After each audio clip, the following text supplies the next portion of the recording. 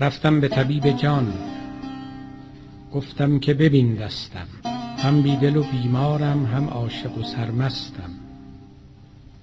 100 گونه خلل دارم، ای کاش یکی بودی، با این همه علتها در شنقصه پیوستم.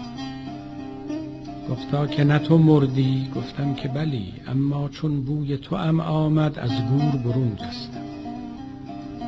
آن صورت روحانی وان مشرق یزدانی وان یوسف کنعانی که از کف خود خستم، خوش خوش سوی من آمد، دستی به دلم برزد.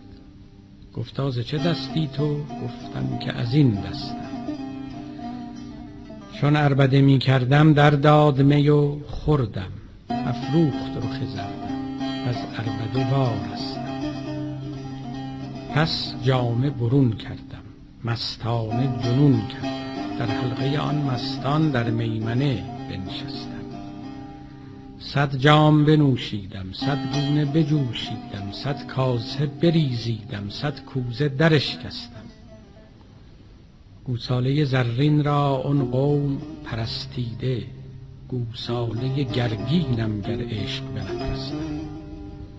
بازم شه روحانی میخواند پنهانی، بر میکشدم بالا شاهانه از این پستم.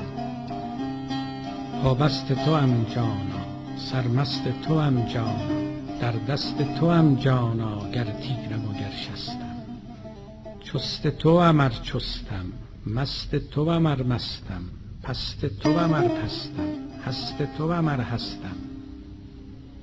در چرخ در آوردی چون مست خودم کردی، چون تو سر خم بستی من نیز دهان بستم.